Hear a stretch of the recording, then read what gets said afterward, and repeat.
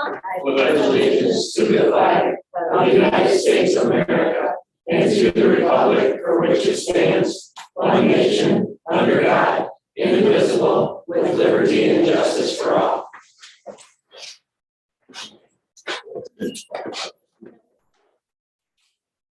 So, Greg, we're gonna have roll call for us, and you're gonna do that at the library. We appreciate that. I'm just saying. No, he was Oh, talking. he's asking. Oh, for the library. Yeah. He just asked. Oh, okay. I asked if you would. Joe Spiva. Here. Oliver Brown. Here. Chris Burrow. Here. Hey. Hey. Here. Karen. Here. Wagner. Me, Gregor. And then the director, Bob, and Autumn Smith are. All right, Lisa. Robert Bass, Here. Barb McHenry, here, James Edson, Present. Glenn Huso, here, Tim Waters, Present. Mike Evans, Here. Jerry Hayes.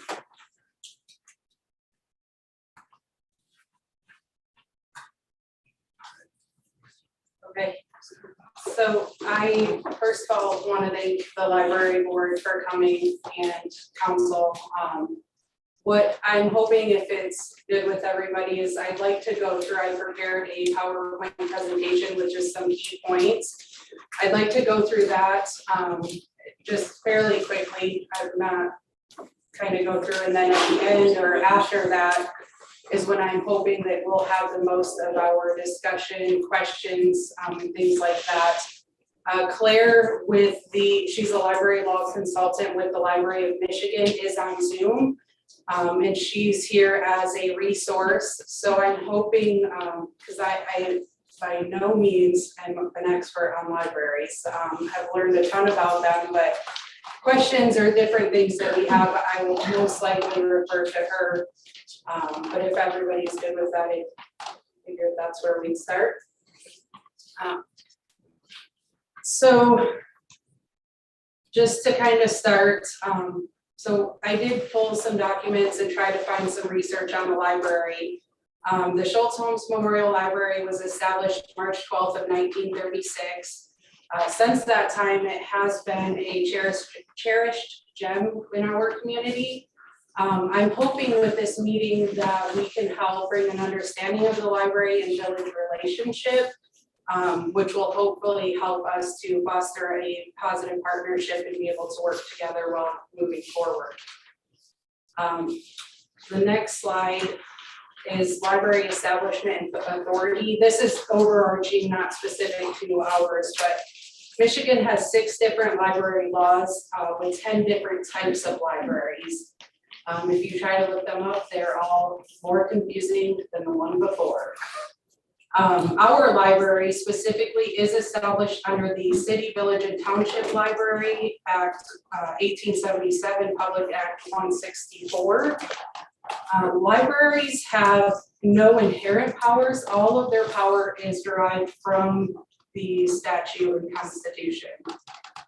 Their statutory authority determines their composition of the board, whether they're appointed, elected, the scope of their authority, their millage rate, at least the maximums, and then procedures for expenditures.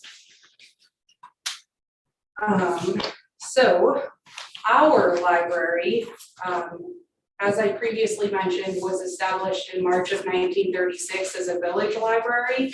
At that time, there was a ballot voted on for 1/2 of a mil, which would help fund the library. I'm not exactly sure when, but pre-2009 sometime, the library was part of the Lenawee County Library System. And according to the Library of Michigan, in 2009, they had applied to revert back or to reestablish themselves as a village library. Again, I'm not sure prior to that when it was county.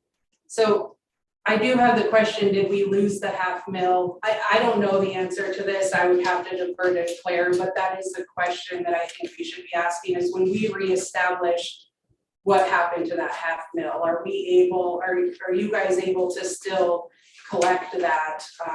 And the reason I think that's important to talk about is that would generate about $40,000 in revenue for the library annually.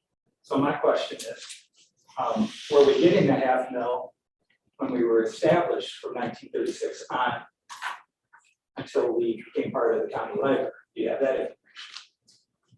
And at one point in 1947, the village gave us $1 million.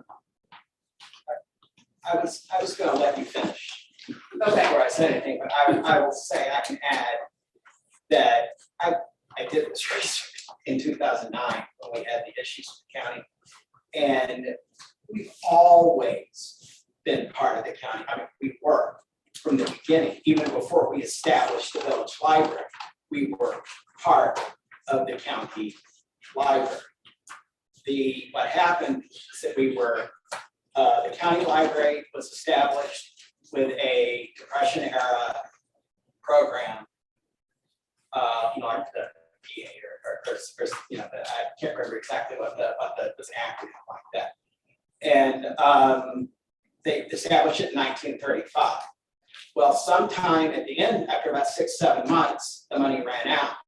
And so the county library stops, and they started a branch in Blissfield, where they brought a few books and stuff like that. Well, and I think they actually at that time hired a librarian. They called it librarian, even though I'm counting, there was a degree involved. And they ran out of money. So the librarian left.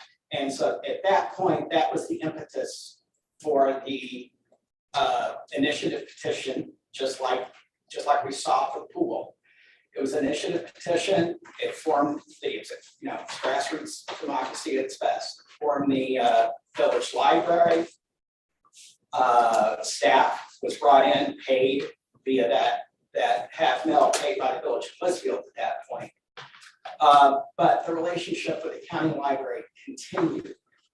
And so there was if you're out there looking for the point that we, I'm not even sure you're going to find a point where that millage was, that millage became the appropriation it is today, because we've seen evidence that it was always called an appropriation. It was called a $500,000 appropriation or a $1 million appropriation. So it may be that no separate millage was ever collected. What we have gotten people talking about, I know Greg is going to look through some of his relative stuff. Look at all, find, I didn't know it was a thing to collect your ancestors' tax statements, but it might be really helpful in this case to see if your grandparents' tax statements have a separate millage for the library listed. So I mean, like I said, it could be useful to find out. I'm not sure what difference it makes at this point. I mean, Claire and I had this discussion, and the point is that as of 2009, when I wrote to the state and sent them the evidence of the vote and all that, since 2009, I have a letter that from the state librarian that says, since March 12, 1936, you have been a village library under PA 164. It was a statute written in 1877. So it's one of the oldest laws still on the books. And that's sort of how we got to where we are today. But there was never, until 2009, and I can go into detail about that too. Mike remembers, he was here. But we could go into detail about that. Bob, you were here too, weren't you on the council then? You weren't? So we could go into detail on that, but let's just say we had the necessity and the desire to break off from the county library. And we did. We were successful in reestablishing the village, the standalone village library that we had always had. Now, what we didn't do, obviously, and what we didn't know about is that some of the things we were doing is in terms of our, how we were financed, or really not so much, but how we were financed, but the separation of accounts, we're still being paid, the library was paying its bills through the general fund, and that seems to be a sticking point for statute. Now, as far as terms of control, the statute's pretty clear, the library board runs the library board's responsible for the library. But you should go ahead, and I just want to clarify that we were never not part of the county library. Bob, may I have a quick question then? So when you stated that you broke off from the county in 2009, but yet you're part of the county, No. What do you mean? We were part of the county up to 2009, Up the county up to 2009, correct? and now you're still part of the county? No. You're saying, There is no county library anymore, first of that's all. what I was getting confused, that's why I wanted to clarify. Right. So as of 2009, you were part of the county. Right. No more county as of 2009. Correct. They asked us for $140,000 and $40,000 a year Right. to remain part of the county, and we declined. I lived here then, I vaguely remember a little bit about the conversation. Okay, thank you for clarifying. $40,000, so there was. All right, you can, So, go on, Danielle. continuing on, and thank you, Bob, for that too. Sure. So our current structure for our village library is a 6-member governing board. They are elected. We do not currently have a millage. And I do want to be clear that under their structure, it is not required to have a millage. The maximum millage allowed would be 2 mills, and that would have to be voted on. It's not just something that goes into place. And then they are a completely autonomous board with complete legal authority over the library, which Bob just alluded to as well. So what does that mean where they're completely autonomous? For budget, the library board completely oversees the library budget. Council cannot determine how funds are spent at the library. The other thing, funds should not be commingled. So right now, we have budget for the library within the general fund, and then they have their trust fund. We need to pull that out of the general fund because it shouldn't be mixed in with our general fund monies. So village responsibilities, really, the only thing we do is we almost kind of act as the bank for the library. We hold the money, we pay the bills, and that's it. They tell us what bills to be paid, they budget, where it's coming from, etc. Employees of the library, they currently, all the library employees are village employees, and I'm going to cover this, but we will come back to this, and I'm going to defer to Claire on this because it gets super complicated. The library board oversees all library personnel, so that includes hiring, firing, evaluations, disciplinary action, wages, which again ties back to budget.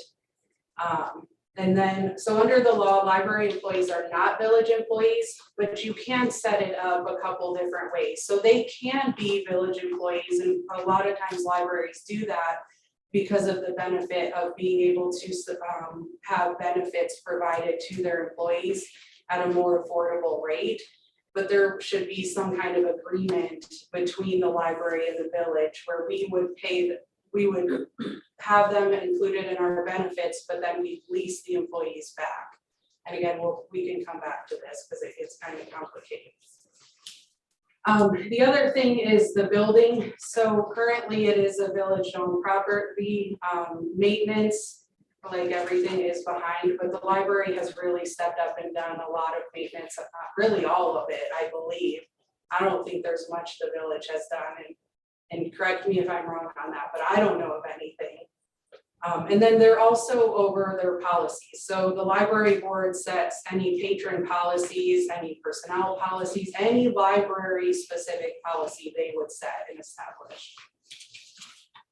So looking into the future, I think this is a good discussion to have now because we are in budget season.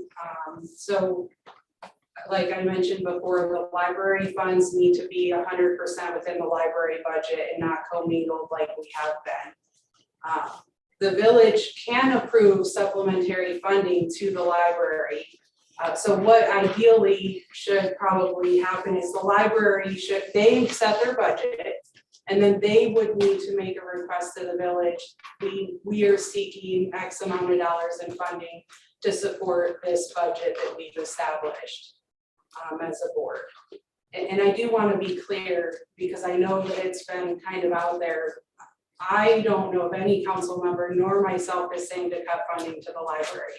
We just want to do it the proper way.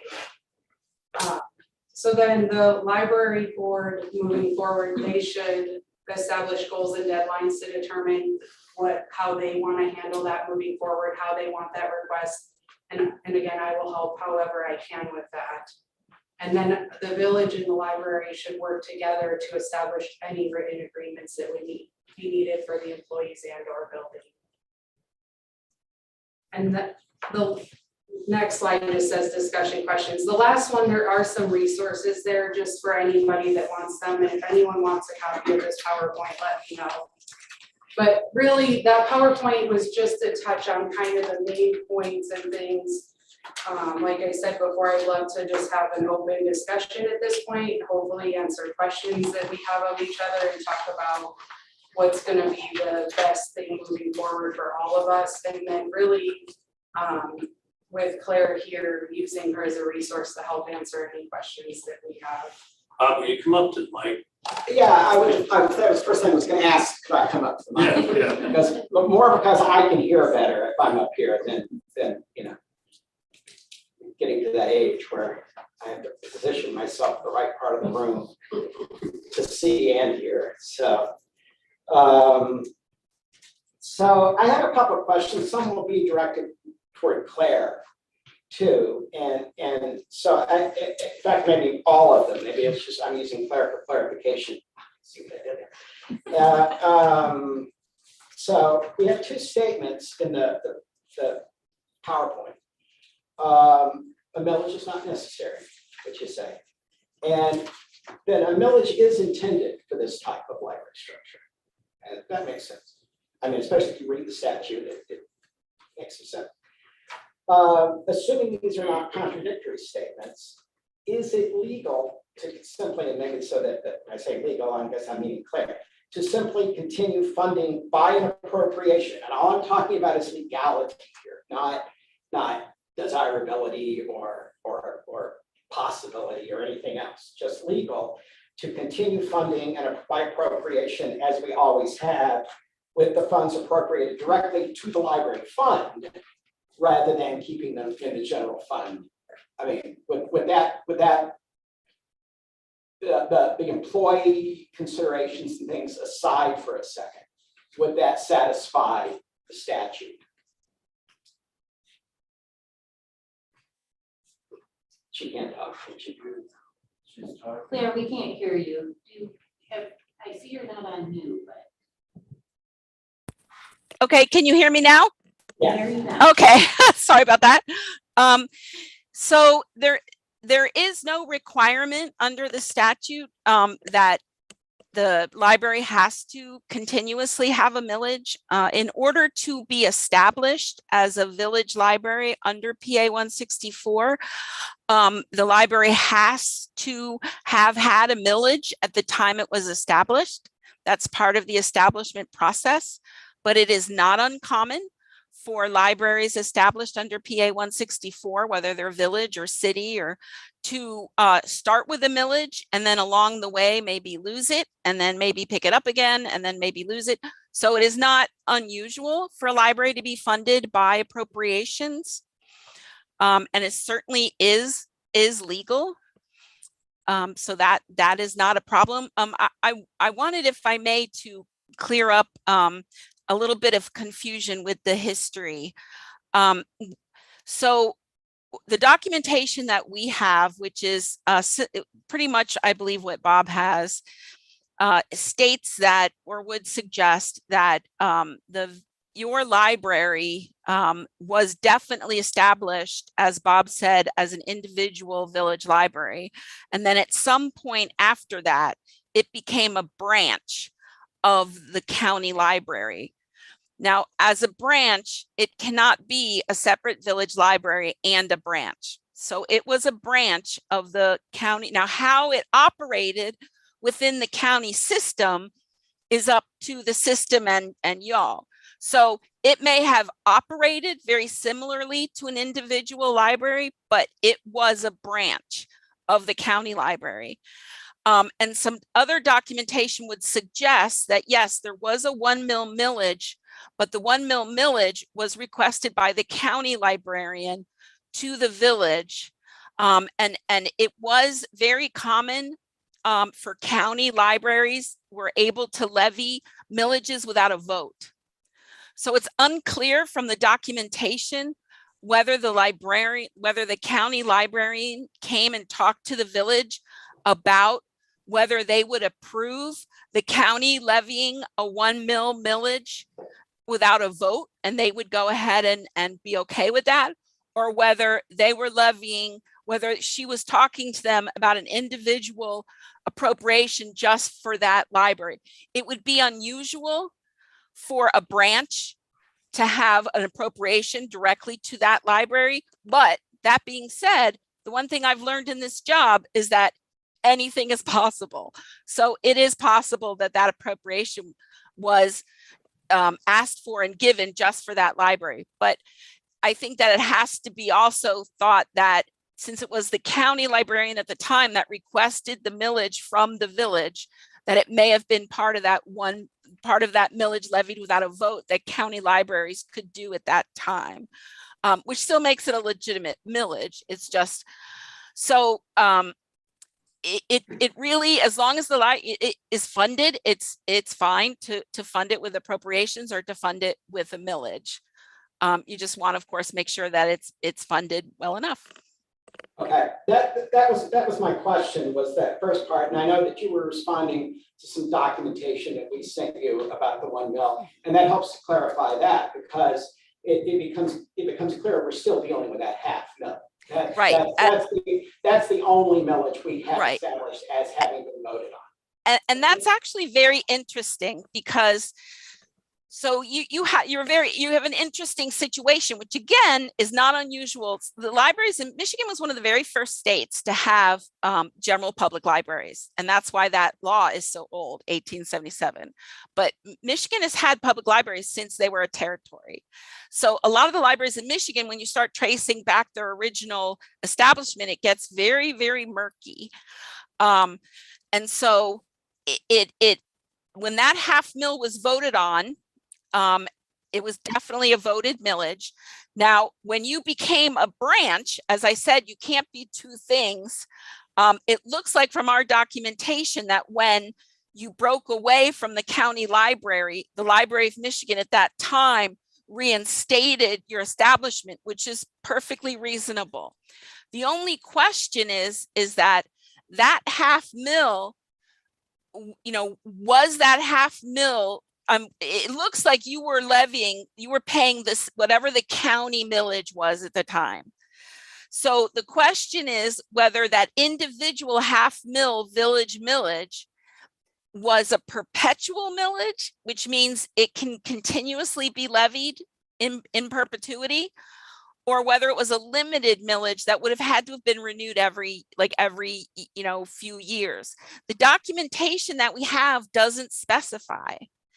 And the original handwritten materials that we have from the ladies group that set up the library doesn't seem to indicate whether the intent was a limited or a perpetual millage. And so I'm trying to find some kind of legal authority that would say, okay, if it doesn't say, then you can have a perpetual millage. So I'm hoping that I can find you something that would encourage your legal counsel to agree that you'd be able to still levy this millage. But it takes a while to do that research. So I'm in the midst of that now. So that's the question as far as the 1/2 mil millage, is whether that millage is a perpetual millage or whether it's a limited millage. And if it's a limited millage, you may be out of luck. Okay, that actually brings up, you brought up several things I'm going to touch on. One, let's see, so you've answered the question. We could just continue as we are with some changes to where the money goes.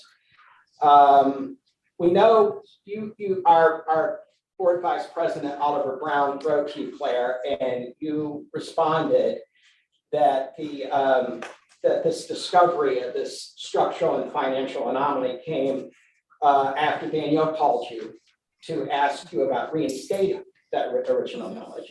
And we've established that. We know from previous discussions with Danielle that the village's general fund is under some pressure. And she sees the millage for the library, and so she pursued that as a possible relief to that pressure. So she called you. I believe the board stands poised to help the village with this budget pressure. I can't speak for the library board. I like to look and see if they're nodding in agreement or shaking their head, but because we haven't really discussed this, because this came up pretty quickly. On the other hand, I want the village, I want to feel that the village would support the library in the interim as we move toward achieving the statutorily correct relationship for the way we are now, and explore all options to secure the future of the library and give our library patrons, both within the village and in the surrounding townships with which we have contracts, the best library that we can give them. So that is what I would say. That's more a comment and a plea, like a hopeful plea and a question. So I have some more questions though. Since you called to ask Claire about that reinstatement of the millage, I guess the question then is, would that reinstatement of the $500,000 be acceptable general fund relief? I mean, because that seems to me, if we can do it, and Claire's still trying to determine whether we can do it, although I do remember, Claire, when we talked last week, you were kind of leaning toward the belief that in the absence of any restriction, in anything that said you can't do it, then we can't. But Yes. I just wondered, had you found something that says we can't? No, I think in general that if the way that things look right now is when it comes to taxes, if it doesn't say perpetual, I think you may be out of luck, but I'm still digging back into what the law was at the time that millage was passed. Okay, right. Okay. And so, well, I guess, so if we could get that $500,000 with no vote, we'd have to have a pretty active and aggressive public awareness campaign and explanation. But I guess then what I'm asking is, if we did that, and you refer to a village appropriation then as a supplement, so would the village be willing to supplement the millage with a continued appropriation so that the millage plus the appropriation would leave the library budget at its current level? So I'm not necessarily saying you have to answer this right now. I'm just saying that that's my question, and I'm hoping you will consider the question. I would also say that, as Claire and I did talk about, once we have this more separate status than we have now, there will be certain expenses that fall to the library that don't fall to us now. We would likely have to be separately audited. Last time I checked, auditors don't do that for free. So we have to pay for that. There are certain other things that I could not fathom at the moment that we might have to pay for. So I would hope that everyone would just kind of stay aware of that. Why would you be audited? Why would you be audited? Your financial responsibility would still be under the village, is that correct? Under the treasurer? No. Or would that be No. completely separate? So we could work with the library to use the same auditor who does the village, but the cost of auditing the library would need to come from the library fund. And that goes back to that co-mingling. And I think that conversation. So when you say commingle, you don't mean a separate set of GL accounts, you mean a completely separate set of accounting. Yes. Correct. Yes. Different treasurer or library accountant, We, different so system. Bob already does a really good job of tracking all of his accounts. So he does that now, and then he reconciles that to what Brandon has. That would stay the same, because the village would continue acting as, I'm gonna call us the bank, because that's the best way I know how to explain it. That is what it is. I mean, Yeah. So we would still hold the library account, that the library would be its own department with its separate budget outside of any general fund or, and it is now any enterprise funds. But Brandon and the village, Lisa would still pay the bills, she would write the check, we'd sign them, and they'd come out of a bank account that had the village's name but is specified specifically for the library. We would continue doing payroll, and then Brandon and I we would still have all of the accounting within BSNA and still see that.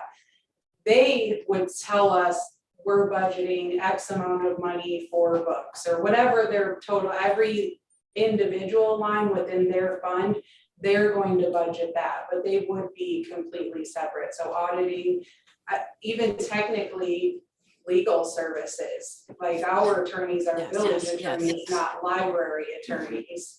So that's I don't know if that's one that you had thought of, because I have thought of some of these things too, but what I envision, hopefully, is that we all come together and through these agreements and we establish those clear roles and responsibilities. Right. Because what I found in my time here is, when I've asked counsel or even talked to the library, to Bob a little bit, and to Greg, is there's a lot of confusion, there's not a clear understanding, and that's where I've been really confused with this whole library structure and have Well, been trying to learn some of it. So I think that would help us establish that clear. I think we understand it, quite frankly. I'm gonna pause just for a second. And one thing, and correct me if I'm correct if I'm wrong. When we're talking about the library funding and that $500,000, assuming that is perpetual and you can still assess it, that $500,000 is completely separate and above and beyond any general appropriation millage that the village does. It's completely separate. It is not part and parcel of the village's millage. Correct. It is a separate millage that is assessed by the library. Correct. Now, in order for the village to assess that up to $1.5 million, because that's what the ballot measure said, and that's the statute says up to. Statute says up to 2, but that has to be done by ballot measure.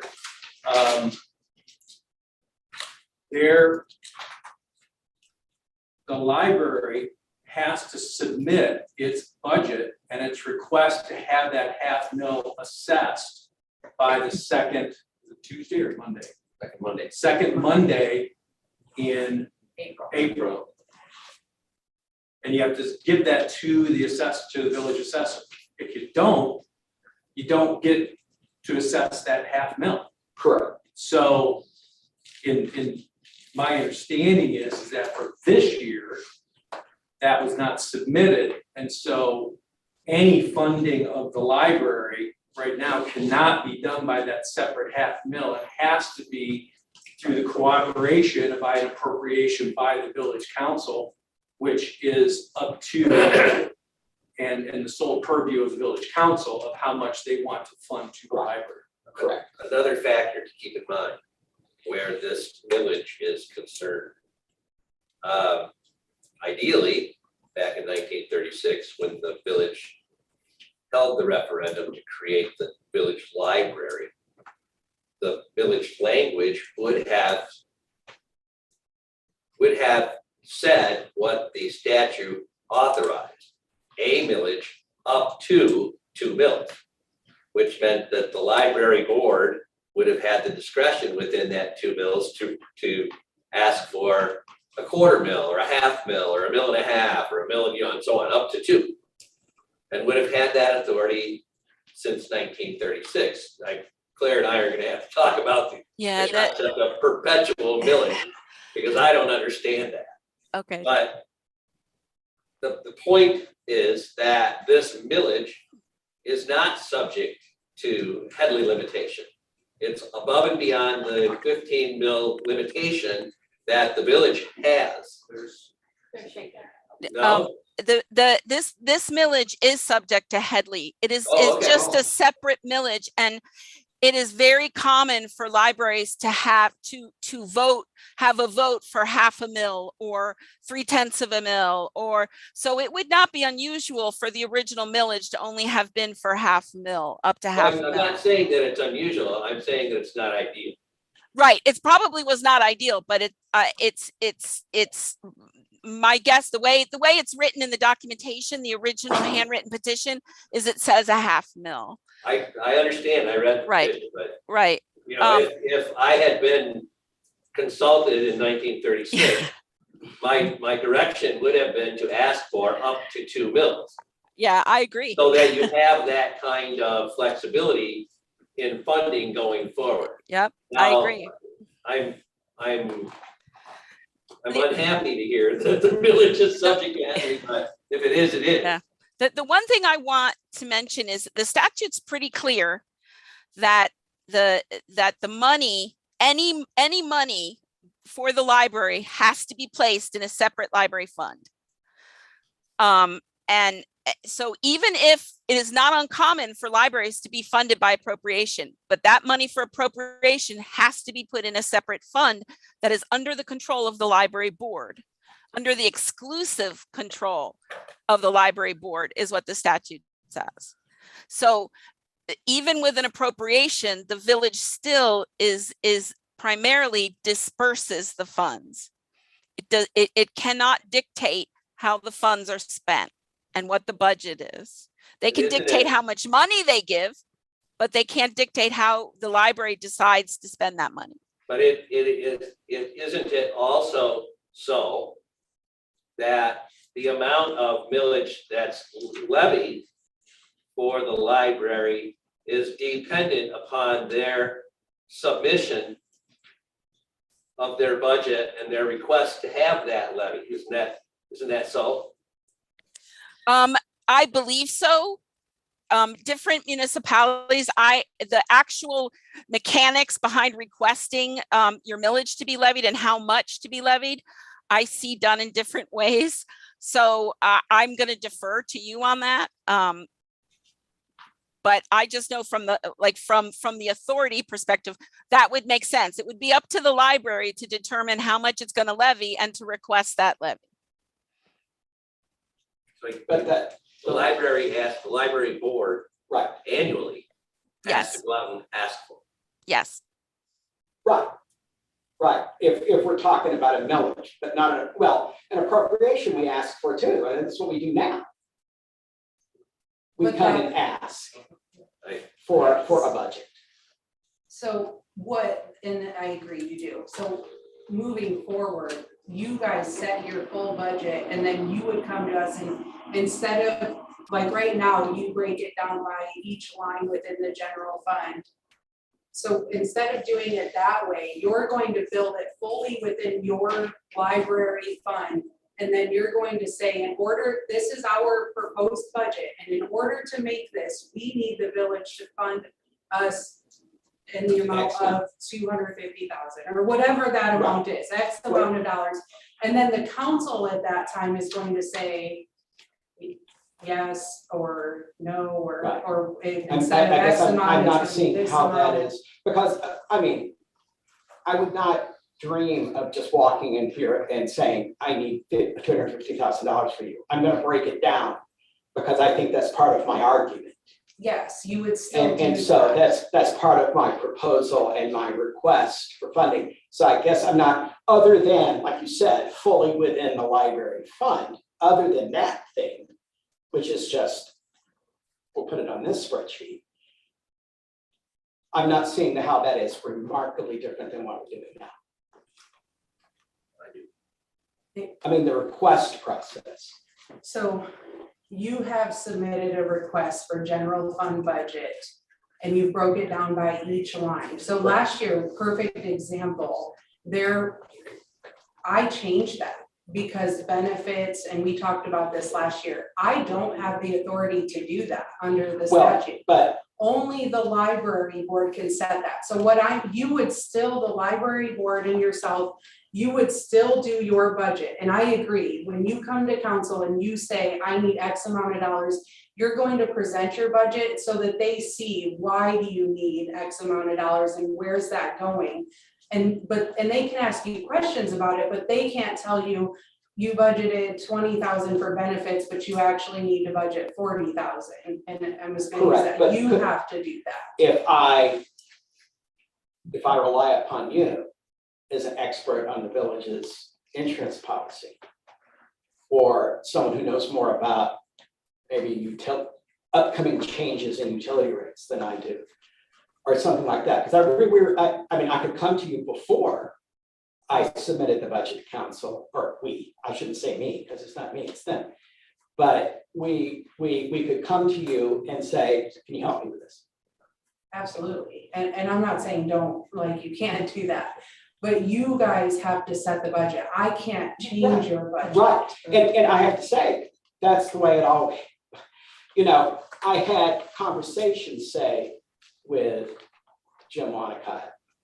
I didn't have, Joe and I never, there was a lot said there that was pretty brief, but he would sometimes tell me, I need you to cut 3%. Yeah, the first 5 years I was here, we got no raises, and he would say, I need 3% overall. And 1 year he said $3,000 and stuff like that. So this will be a big difference, because there won't be, you're telling me he couldn't do that. Basically, it's like 7%. So you set your budget and you have to request the council. The only thing that I can do is make a recommendation to council. Like, let's say I'm building out the budget, and I'm gonna throw out examples, and please keep in mind, these are examples. Okay. Let's say that the library requests $300,000 from the village, which now would be a transfer to your fund. It's not gonna stay in general fund. Right. So you come to us, you say, this is our budget, our expenses are $309,000. I'm requesting 300 from the village. At that point, council, and I'm gonna tell council, yeah, I've got that built into the budget, we can afford that, or budget's really tight, we could really realistically only afford 275,000. And then they're gonna have to tell me, no, we wanna fund the library at 300, you're gonna have to find the 25 from somewhere else or cut it, or we agree, Danielle, we can only fund it at 275. And then you as the library board and yourself are gonna have to say, okay, council funded us at 275. Do we then need to make changes to our budget to make sure that we are working within our revenues there? But that would be up to you. Council can't tell you to do that. Let me Now, just say, when you I like present your your example. budget, council can ask you questions. They can say, okay, you guys historically have spent $3,000 on supplies, and this year you're requesting 20,000. Why is that? Because if you're asking for Excellent money, question. they can say, they want to know, hopefully they're wanting to know, like, oh, why do you have this huge increase? And then ideally, you're gonna say, oh, for blah, blah, blah, whatever it is. And then they're gonna be able to decide from there and say, okay, yeah, we agree, we should give you appropriations of 300,000 based off of that information. Right. Yeah, I mean, nothing there sounds bad to me at all. So, Question, why wouldn't you and Bob or the board just sit down before you bring us your recommended budget and say, well, this is what we generally have afforded you in the past, or this is what we can afford this year? Then we're not circling back and wasting time and saying, well, we have to cut this. Why wouldn't you just work with the board? I would work with, but that's what I'm saying. Ultimately, when it comes to approving the budget, I am going to make a recommendation, and it's gonna be something that's communicated with him based off of his budget that's presented. No, we're not taking that recommendation. They requested 300, you are recommending 275, you can override me. Or you can say, Danielle, no, we're gonna only fund 250 because X project is more important than the library. That's what you're no different doing. than any other But- fund that we discuss at budget time. Correct. So It's just different than how we've been doing it, so. It is, but it's not. This is stuff that can be solved behind the scenes. just, it's a matter of communication. Unfortunately, it's bureaucracy and red tape, and it's just gonna be more shuffling between you and the board, Bob, before you present us a budget. I think Danielle and I talk. I mean, we know each other's phone numbers, we can talk. You know, I have to, I mean, ultimately, the board, that's the responsible party, and that's what I'm always told, is that when a lawyer represents the library, they're representing these 6 people. That is the library, and they are the responsible party. So they make the decisions, and I execute them. And just like here, I mean, it's the same thing, but that doesn't mean we can't have a conversation. Absolutely. And this presentation by no means is meant to say that we wouldn't talk and library comes and presents to you guys. I just wanted to have this because every time I've asked about the library, I've not gotten clear understanding of what that process is, and I've learned a lot. So I felt it was important to make sure that it was shared and we were all on the same page when those expectations So this isn't, were. sorry not to be to the point about, but this isn't saying, okay, village's budget is tight, we need the library to raise that $500,000 so that we have a $500,000 to work with out of the general fund. So if the Is that what library you're- gets a is that- $500,000. Is that your point? I mean, is that what this really boils down to? The way, and I'm probably wrong, so Claire's gonna tell me I'm wrong again. The difference that I see is the difference between millage and appropriation. Right. Historically, the library board has come to the village and said, we need an appropriation of X. Now, if I'm understanding this correctly, the library board would develop their budget. They would say, okay, for this coming year, we need $250,000. Theoretically, we have 2 mills available to us. 2 mills in real terms means $200,000 hypothetically. So we could go to the assessor and say, this is our budget. We need the full 2 mills. And then we're still short 50 grand. So we come to the village council and we say, we've collected our millage, our budget is 250, we've collected our millage, that accounts for 200. We're asking you for an appropriation of $50,000. And they're asking the village to give them, not loan, give, for deposit into their account, separate from that of the village, $50,000. Am I missing the point somehow? That's what I'm seeing. It's So what you're. you can't talk about millage and appropriation, it aren't the same. Correct. And you have to account for both of them. Right. We're And I saying think that's what I raising said. raising millage, and then the appropriation is the offset of what the millage doesn't raise. If you can. But If- the library would have to decide if they want to go for And the that 2 can leave a mills. very sour taste in the residents' mouths because they have no say. But the 2 mil, It has to be, they do, it's it's voted. yeah, The library cannot just turn around next April, file their report and get 2 mills. No. We're trying to find out if they can get a $500,000. That's what I'm saying. The $500,000 though, they could throw that on right away, and We're taxpayers, still, voters have no say. we're That's- still finding well- out, we're still waiting, Claire's looking into that. Yeah. That was one of our questions, we Fast. don't know. That's Well, and not- and here's the thing, when it says, when you're saying the voters don't have a say, the voters in 1936 Right. had the say. But you're raising taxes by $500,000, boom, like that, Well, today, tomorrow, correct? I mean, that's what people need to understand, is you're potentially paying another $500,000 on your Based on- taxes. Flat and plain and simple, Well, not fiscal year 2022, fiscal year 2023. Go ahead, Claire. In a way, they've actually been having a kind of a reprieve of $500,000 for the past how many years, since since they stopped levying the $500,000. If it's a perpetual millage, the village has actually gotten a reprieve from that levy, and now it's just being reinstated, which I understand is kind of a hard sell. If Yeah. you're People don't remember that. They who's just in charge of selling them? But I think- The mill that they asked for in. That, again, that was, we From the county. From the county. That was a county But it still came appropriation. back to, or potentially came back to us.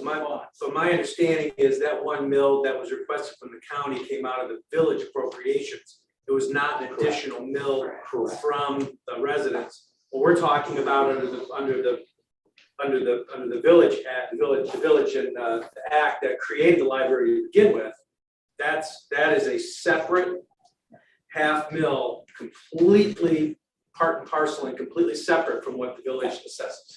Do we have any records that Yes. we received that half And- mill? Yes. We had to, So according to Claire. I have the ballot from 1936, and I can send this over to. No, I'm just saying, I would we like to see actually that. get a half mill for say So- 10 years. I may have. or 20 Okay, years. so I'm less interested in carrying on this conversation after 15 minutes. My thing is the relationship. How do we ensure the library continues to operate? So we have to do more with less overall with the village, right? So how do we ensure the library continues to be funded? This is what I thought this conversation was going to be about. Can we pivot to Well, that? that is what I thought too. Okay, I mean, great. because that's how the conversation started, is Yeah. when Danielle asked about that millage. So that was clearly, again, to get that relief you need for the general fund. Well, it's not necessarily the relief. We need the ability to sell the library budget. We need that's what I'm hoping for. How do Sell we, the library budget? yeah, you have a library budget. A library budget, we've got to get it approved every year. We've got to sell it to our residents, right? Right. I see it as a relief to the general fund, personally. What's that? I think. I see it it's the exact general opposite. fund, I don't too. see That it is as always selling my budget. assumption. I see this and the village budget is this tight. Yeah. We need that half mil to work with. That's Right. going to, And the only people I have. Exactly. But then we have to You are appropriate the the rest. representatives of the village. which we already did. I only have to sell my budget to Right. you. But we already do, but the cost of everything is going up. So, but it's getting thinner, right? So how do we prove out we're doing more with less? That's what I'm thinking. So, Bob, how do we get you to come to the table for like Parks and Rec and DDA and the three of you combined? So that we're not overlapping services, so we're not duplicating efforts, Yeah, I don't, right? Like, can we talk about stuff like that now? I'm not Because I don't think we need the library at the table when we're talking about DPW and water treatment plant and whatnot. But when it comes to Parks and Rec, I think a lot of what you guys offer kind of overlap, right? You guys could definitely help each other. Parks and Rec could help you, you could help Parks and Rec. You have email lists, you have No, programming. that's- No, no. No, that's No. exactly what we're not, we can't. said no. The, I think Claire wants to weigh in. Well, no, like you run Art at Your Feet, right? Correct, Which is, and Parks and Rec runs programming downtown too. correct. So how do we jointly, I call them up and ask them when they're doing things. okay, but then in addition to that, like, I think you have resources that the DDA and Parks and Rec can take advantage of too. you have, Databases that your library offers. And I cannot use my library database in that way, my patron database. Claire has. Privacy. Yes, Right. Claire is trying to weigh in. Go ahead, Claire. That's okay.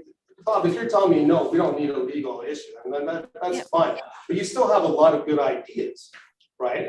And so like, can we do more with less? That's my thing, right? Can we get you to the table and can we do more with less? Let me explain. Claire, I think we should let Claire talk Yeah. first. She's been sitting there trying to talk for a long time. I'm sorry. So the only thing to remember here is that the library is really virtually a separate entity. Okay, so it can work with other entities in the village, but it's not another department of the village. It is a separate entity. So it has separate laws and separate requirements that it's beholden to, and it has there's some constitutional responsibilities it has as well. So it can't share things like patron lists or emails or and even with the money as a separate entity, the board has to look at the laws that govern public finance, and there are some restrictions there. So again, it's not a department of the village. It is an entity that is a separate governing body. And it is unusual. Libraries are different. They're unusual beasts. But it's not that they couldn't work with other departments and could try to share the load, but how that gets done has to be carefully done. Okay, we'll work along in terms of being careful. I'm sorry. Response. I don't. Okay, what you saying? She said it has to be carefully done, then I said, we'll work along the terms of being careful. Right, So and I to think- me, that's the crux of this. I guess I'm not understanding, because I think we do that already. I had a good working relationship with Heather. I see no reason I wouldn't have one with Laura. I've always worked well with Eric. I mean, we've done a good job working together. I'm not saying you haven't, I'm saying, can we do more? So that you ensure that we continue to fund the library. That's it. So this is. You understand there's financial pressure everywhere, right? So I'm just trying to open this up and say, look, can we make sure these relationships are really on solid footing so that there's no way we can defund the library? No, we can defund the library? Well, at some No, point. seriously, that's the word you're gonna use? Well, Defund? at some point, yes. And that's what I'm trying to avoid here, right? Like, this is the issue. This is why we're here, right? Our budget. Actually, I didn't know defunding. I was actually sure that was not. Our budget is razor thin. We're talking about passing a millage and we're talking about appropriations. Cost of everything is going up. At some point, something's gonna get squeezed. I think. Little by little, I don't want to see the library be deteriorated. So like, that's what I'm saying. So I'm saying, let's pivot to this relationship and how can we do more with less? May I, There Go is ahead. no. may I offer an analogy then? Okay, please. I think I get what I think I get where you're headed, Jim. Okay. And Bob, with all due respect, you're a lot closer to Jim than you think. If you conceive of the village, and Claire, help me out, if you conceive of the village as a silo, and if you conceive of the library as a silo, and if there are opportunities for collaboration and the library board in constructing its budget says, hey, we could use some of our money to do things that complement parks and rec programs in the village.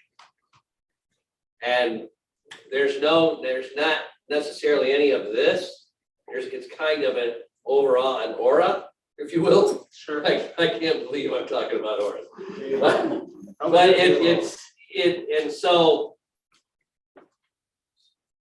Bob and the library board being aware that Parks and Rec is trying to accomplish some sort of goal or objective, says, hey, we could complement that. Yes. And we could use their resources, or they could use ours. And that's how you achieve what you're after, is that, I think, collaboration and Yes. efficiency. We Yes. do use each other's resources. Laura and I have already talked about using DDA tents for our graffiti. They're Already doing it. certainly welcome to use ours, and they come and use tables, DDA and Parks and Rec, both. I think they've come and gotten tables from the library. We bring tables down here in the past to use for the staff Christmas luncheon. Those are library tables. The PBA comes and gets them. We do this all the time, and there's no reason we're not going to continue to collaborate in that way. We have a very good working relationship, Collins. No, that's good, and that's what I want to establish, and I also want to ask our other departments, Parks and Rec, DDA, to go the other way with you as well. Collaboration and complementary programming. There is no profession that does more with less than libraries. And we reuse we don't throw paper away, we recycle it because we use until we've written on the back of it. And we reuse things, we reuse every prize we've bought. If we haven't used them at the end of the year, we use them next year. That's why we have so much crap in that factory, because we reuse and reuse until you're not gonna get better value for your buck than you do in any library, especially ours. I would put our library up dollar for dollar with any library in the state. So I'll stop there. I also have questions, if you don't mind. Jackie can attest to this. That's right. This is How a many tribute. people, how many people have been to the library in the last 2 weeks? All library. How many people have been to, how many people are there regular? You know I am. I know you are, friend. I know, I know you are. Yeah, and I think that is one, and I'm not saying that people who don't go to the library are still paying taxes for it. So I'm not saying those people don't have responsibility and the authority to ask questions and make decisions. But let me at the same time, let me invite you all to come over to the library. We would give you a tour, and you might find you really like it there, because I do. I've been there 16 years. I could have done other things. Do you have more questions, Bob? I have a question for Go you. ahead. Okay. So Claire, Yeah. I'm Ray Brown. So because of the relationship and how the monies were in the past, there's not any fines or legal issues that we have now going forward or from the past, is there? No, I don't think so. I think you have had your penal fines and your state aid in a separate fund all along. So I think as long as the rest of the library money goes into that separate account, or however you want to arrange it, but a separate account, you'll be okay. Thank you. So I would ask, since Mike and I think agree that the impetus for this was the pressure on the general fund. And we found out some great things, and we found out we were doing stuff wrong, and now we're going to set that right with Claire's help. So I think this is all positive. So the question becomes, I guess, since we're talking about this, have you considered other ways to raise money for the general fund? I know police are often, like as are libraries are popular places to go for millages. Police are another. Budget cuts, obviously, we've considered that. We've not considered that. I'm going to say the dirty word, tax increases.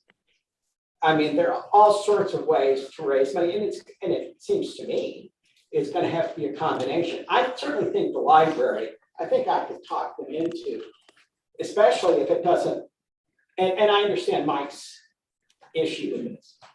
If we could get $500,000, since that was your original request, the impetus for the phone call to Claire in the first place, would that be enough? Could we then say, we're going to have that, we will reduce our appropriation request by that much and go forward? Are you talking about for this coming year? I'm sorry. We're late. You're good. We can't do that this You can't coming do year. it. No, I'm talking about when it is possible. So it's a little bit of a loaded question. It's not enough, but it helps. It's something. It's improvement from us just saying we're going to fully fund without having this information and moving forward.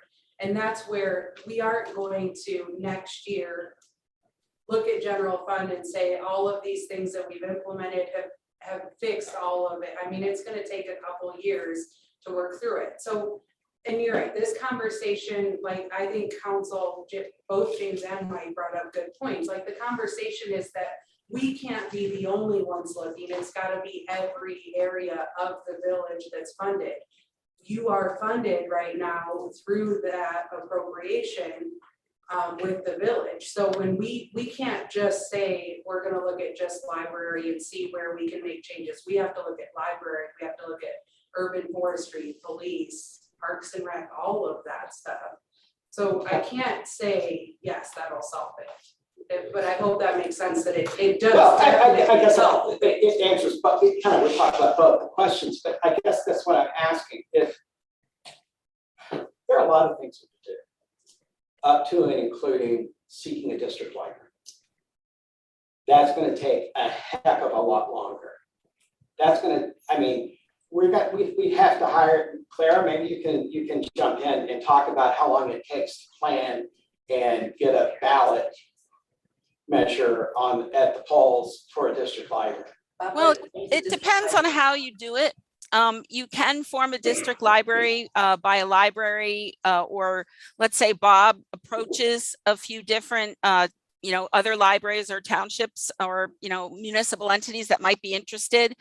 And then, you can have a library law attorney draft a district library agreement and have everybody sign it. And then you would just go to the ballot for a millage if that's how you want to fund it. You can create a district library without ever going to the ballot if you do not intend to fund it with a But millage. you're not paying for it.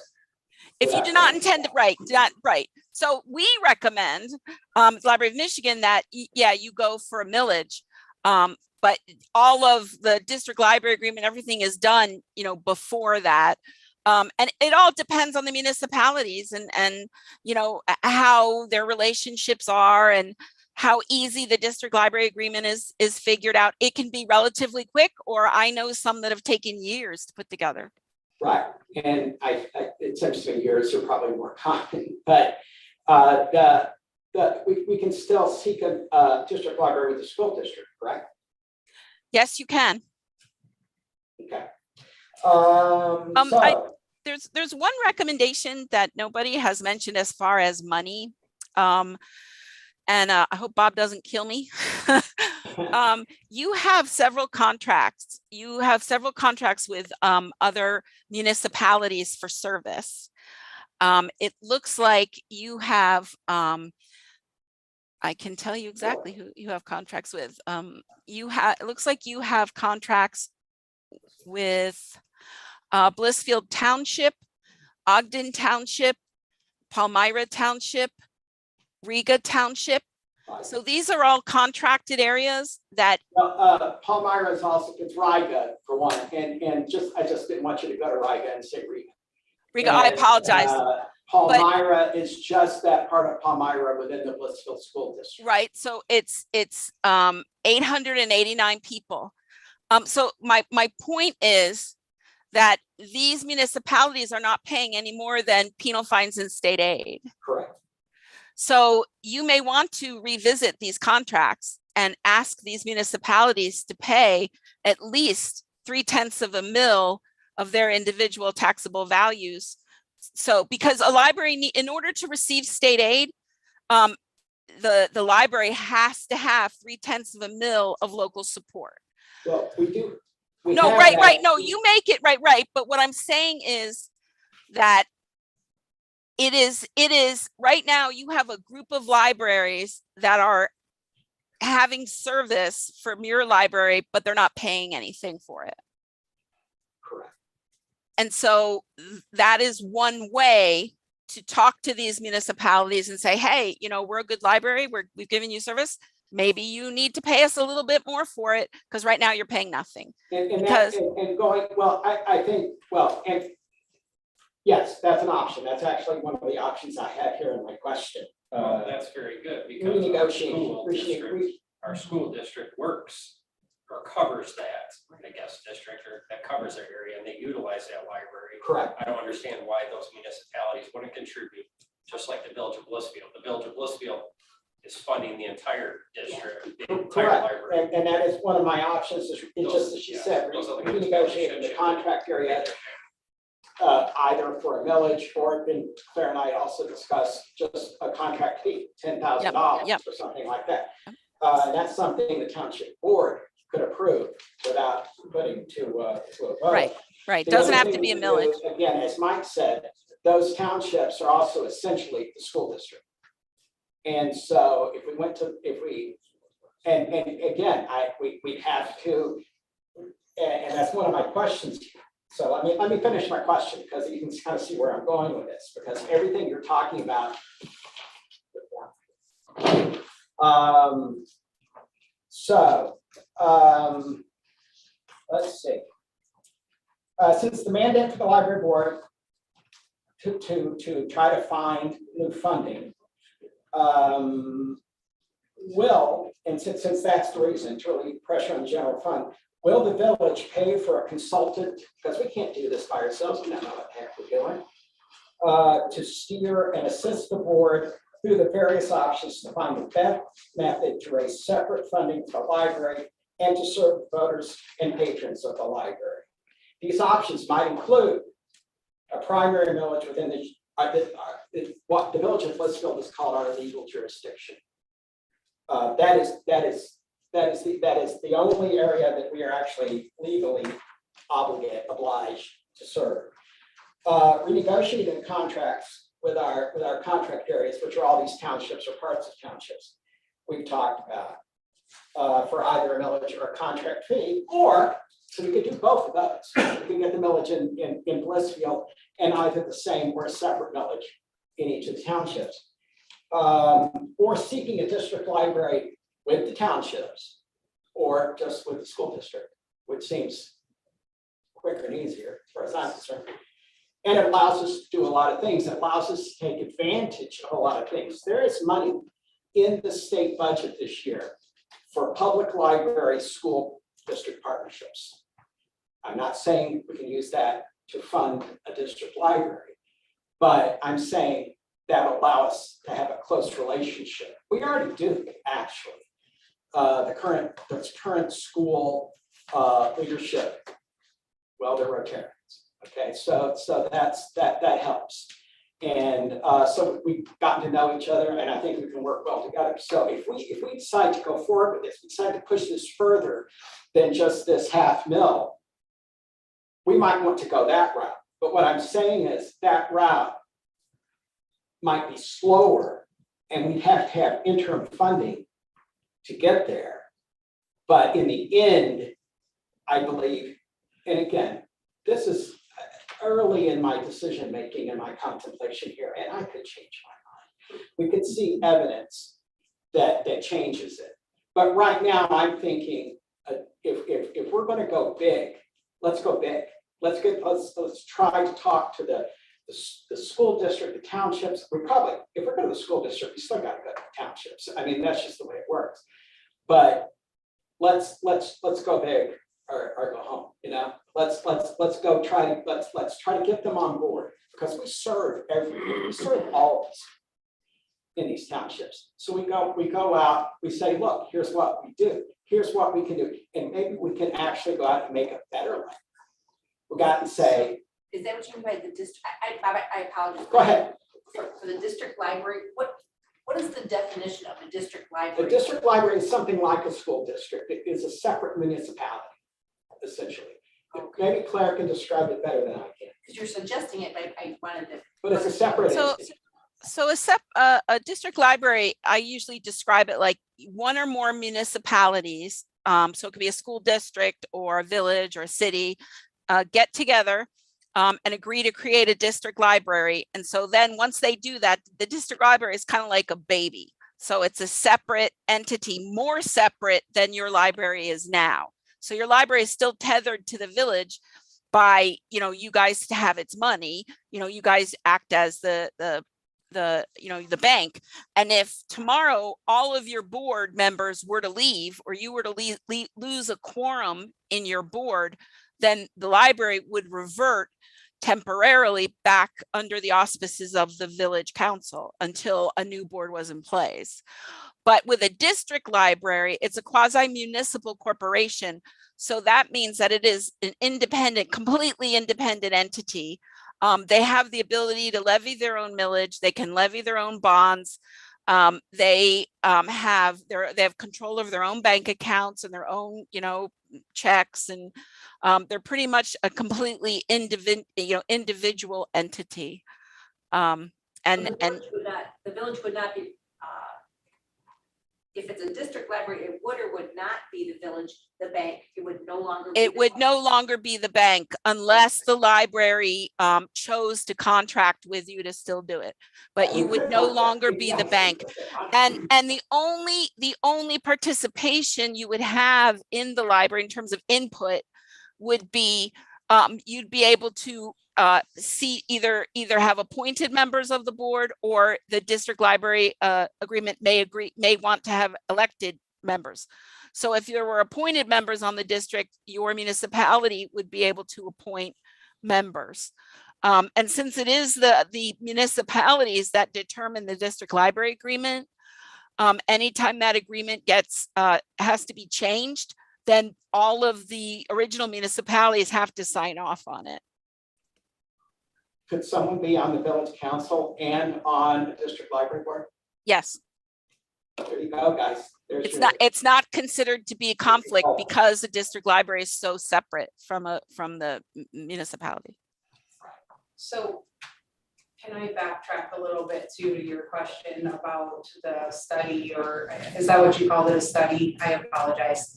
I'm sorry. Did you call it a study to look into the different options, or what did you call Yeah, it? it's a exploration, I think is what I call it. Yeah. So that goes back to, we can't fund that, we can't commingle. You would put it in your budget and then say, okay, you've been funding us at this much, we need this much, and include it Well, in the reason that. that's what I'm increase is asking, there. and I put it in my budget request. And if we, I mean, that's just semantics. What I'm asking is, would you fund it since we're doing this at your request, and we're willing to help, but we don't have any money. You see, I mean, that's basically, if you could fund this, James, that would be the outcome. You would have no library. It's not defunding, it's just erosion of funds. And I don't want it to fall in the library. Well, That's the difference. It's we- erosion of a budget. And That's what and I don't want that to happen either, but I being want based to, across. I don't want to be rushed into it. I don't want to do a quick fix, put a Band-Aid on it. I'd rather do something that I'm sure is going to last. And we're going to secure the best library we have. I'd absolutely put that in your budget request for next year. And again, please excuse my ignorance on this, if I've got something incorrect. What about mingling or becoming part of the county library system? There is no county library system. So when you're saying, when there's a Lenawee County There library, is not. it's only that Adrian is a whole separate entity, Deerfield is There's a a whole Lenawee separate. District Library, there's an Adrian District Library, there's a Tecumseh District Library. That's the district libraries that you were just referring to, Correct. or Claire was referring to. Correct. I understand. Okay. Is the expertise that you spoke of, that you described in order to do this exploration, is that available from the state library, Claire? Is that something that you can provide? Generally, you would want an advocate. Claire is going to be a much more neutral person, and we will depend upon her, trust me. I will call her in this process every day. But generally, you want to hire an attorney. We have our former library attorney was Dick Butler. He's retired several years ago. And Suring is still around. I would those were the premier library lawyers in the state. What expertise do they bring to the table? I'm sorry, say again. What expertise do they bring to the discussion? They are library law, just like Claire. Claire, is there any funding, like grant opportunities through the Michigan Library that would help them with that? No, not right now. The grants that we have are mainly, they're different kinds of grants. And I think one option might be, there is a group called Every Library. And the head of that group, and I can send Bob his information. He specializes in stuff like this. He has a library background, and he kind of acts as a consultant. So before you may want to talk to them, because what they'll do is they'll give you they'll help you with the financial part of it. I talked to Ann Suring a lot. We work together a lot. Anna's an expert on the ins and outs of library law and the different library establishment types. So she can talk to you from the legal standpoint of, millages and the authority of the village versus the library. But it sounds to me, and Bob, correct me if I'm wrong, that it might be like something like a financial consultant, somebody who has a really good eye on, the different opportunities that there are for money and which one of those opportunities might work the best in your community, might be the most successful. Well, yeah, at the beginning, something like that. But then as we get into it, I need to talk to someone. Yes. We have to talk about equalization. We have Yes. to talk about exactly Yes. what 3 mil or 2 mil or however many half a mil are going to get us. Oh, well, we can tell you that. Capture after everything. So yeah, if your question is if you want to know how much how much money 3 mils will get you, the Library of Michigan can definitely help you with that. Okay, and I would look at that, but then, I mean, just everything. I want to know what. Well, even just being able to tell the council, how long is this going to take? Right. And that being said, I strongly recommend that you have a library law lawyer. If you don't want to have one on retainer, like this would be the library board's decision. We always strongly recommend that a library have access to a library law attorney. The council for the village, their first client is the village. And so if there's any issue between the village and the library, then the library, is at a disadvantage, which, not necessarily intentionally, but it happens. So and not only that, but library law is really unusual and it's very niche. And so we strongly recommend that you have somebody who has a real background and a real knowledge of how libraries work in Michigan, and the different library types relation to both municipalities and other areas of the law, because libraries are really different in many, many areas of the law. There's all kinds of crossing over of different laws, because of the libraries. One thing, their constitutional responsibility, that they're one of very few public entities that they have. And I want to say, Claire, I mean, I think early on, Claire will be a very, very valuable resource, but you have to have an advocate. I mean, yes. I can't be your attorney. Right. Absolutely. You need, right. Absolutely. No, you definitely should have one. And I do have Miller Canfield, which is the firm that Dick Butler worked for. They still do have a library law practice. And I have a list of other attorneys in the state that do practice library law. I'll call you tomorrow. That's great. Well, for example, one of the questions that is going to have to be answered, I'm going way back to your question about if you assess the half mil, since that half mil is subject to Headley, we don't know how much you can actually assess. It's not going to be the full half mil. Correct. It's going to be, and you're going to have to talk to one of those lawyers that can figure out, okay, now once we establish that the half mil is still able to be assessed and levied, now we have to apply Headley to it, and where are you in the rollback? Because that's really different. I know that, well, I'm sure you agree, and you know that, but I know that I've had brief sort of encounters with the people in the county, at Illinois County Equalization Office or whatever it's called, and they're very helpful. I think at some point they're going to charge me to talk to them, and so again, this is not a free process. Claire's great. She makes herself readily available to us, but eventually people are going to start saying, "Sure, I'll let you know, but pay me first." And so that's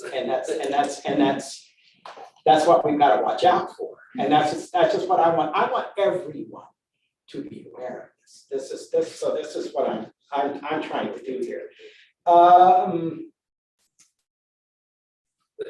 Yeah, so I already asked you, would you be willing to, well, that's about the half mil, which we certainly can't really even talk about, so we know that we can even do it. And again, Mike, I share your misgivings. That's why I said, if we did do something, if we did find out, we could reinstate that half mil with no vote, we would need a vigorous public Because you're information looking at campaign. school putting millage on in November, you're looking at the fire department, you're looking at everybody is beat down the door one of these days, and then you just automatically do that. People are already complaining about taxes, people complain about the water. I mean, yes, we're obviously struggling for money Yeah, absolutely. in operations, but again, Exactly. how much can people take before, Right. you know? I did hear someone said that the millage for the footbridge is pretty close to expiration. So we just you know, you were paying that, now you can pay for more. I have a question. I don't think that'll work Who either. owns the library building itself? The The bill. village. Exactly, and that's my frustration. The state needs to back off. Again, the state has caused much more problems with the oversight and the control and the nitpicky stuff. If it's not broke, don't fix it. But now, again, this is the only thing, it's budget wise and it's BSNA and it's everything that the state is meddling in. That makes our jobs much harder to where, again, we're already cooperating with, you know, we pay the insurance on the building, right? We utilize the treasurer, we utilize services to keep costs somewhat down. And now the state is telling us, you know, it's like they're talking on both ends. Well, I will say the thing, all those costs, well, I don't know necessarily about the cost of the treasurer. First of all, Brandon's great. Let me just say, let me just put it plug for Brandon. But the problem is. the insurance is in our budget. It's in the budget you give us. If we have nothing to do with it, you know, if we have no say, who's to dictate what happens with the building, who insures the building, who fixes the building?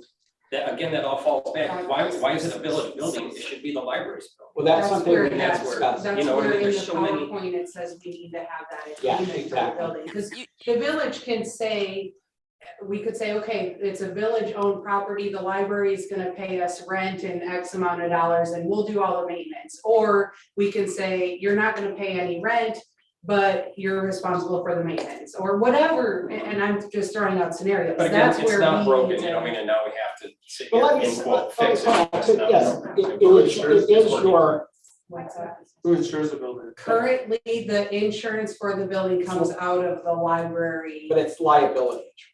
correct? It's not. I mean, it's. If someone falls on the front It's steps. the building, it's all together. But I will included say, in our assets. Yes, since I've been there, we've spent $300,000 in that building.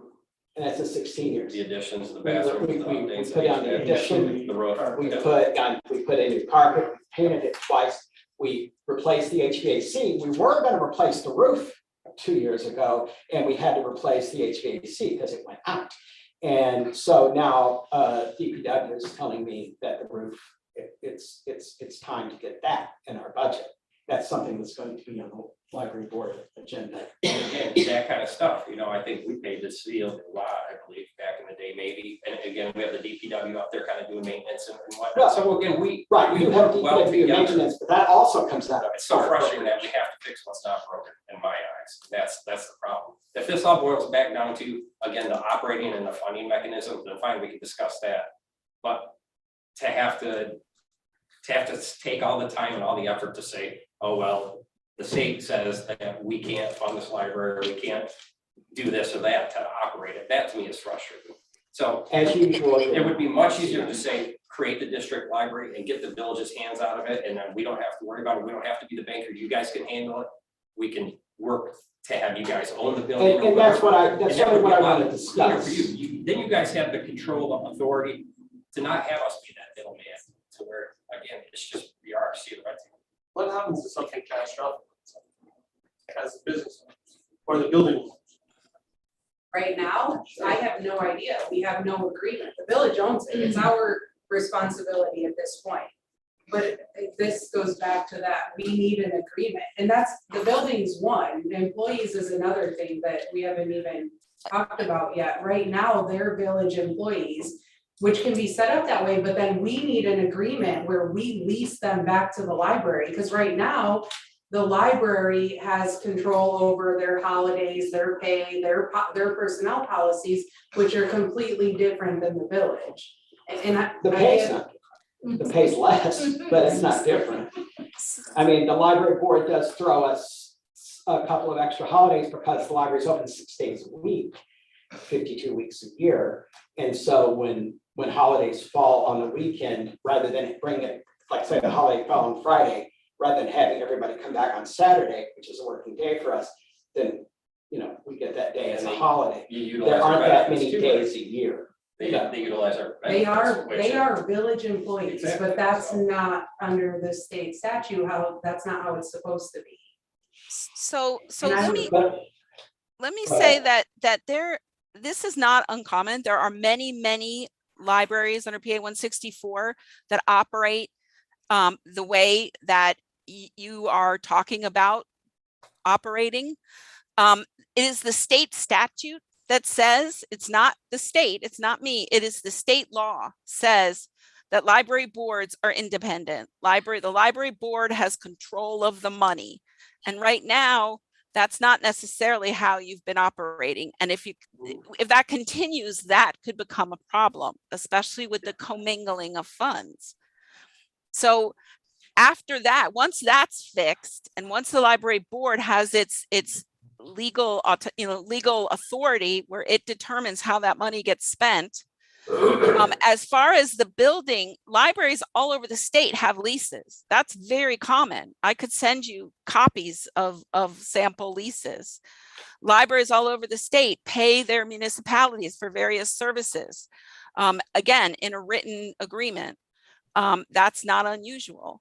So it's just a matter of formalizing some things so that everybody knows what the expectations are. And then too, I want to add that this law has been, we said initially established in 1877.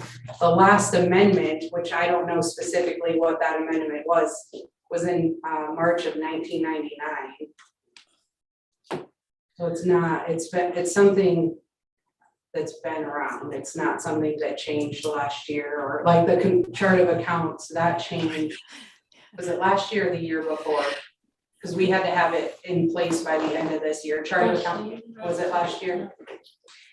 So we have to, as Claire stated, we have to formalize what needs to take place. So from our discussion tonight, like, what are the things, very simplistic, in a linear form, what are the things that need to take place?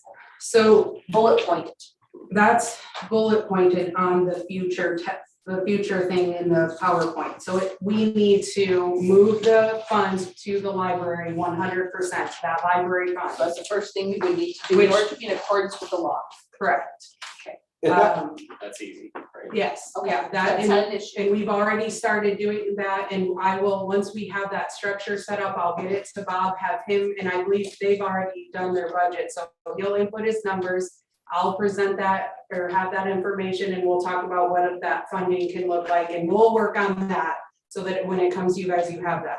So that's the first thing. Gotcha. The second thing is that the library will need to work with Claire and whomever to figure out if we can get the half mil and what they need to do statutorily to get that, because this year they can't. So the soonest, like I know it says they've got to have that budget report by April, so they would do those steps, but that would be on the library board.